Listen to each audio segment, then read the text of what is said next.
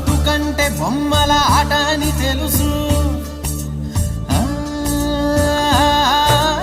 కథ అని తెలుసు,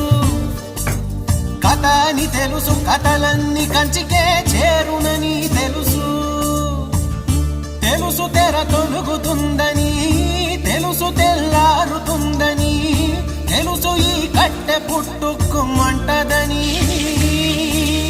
తెలుసు ఈ మట్టి మట్టిలో కలిసిపోతదని, ఇన్ని తెలిసి ఇరకాటంలో పడిపోతావు ఎందుకని? మాయా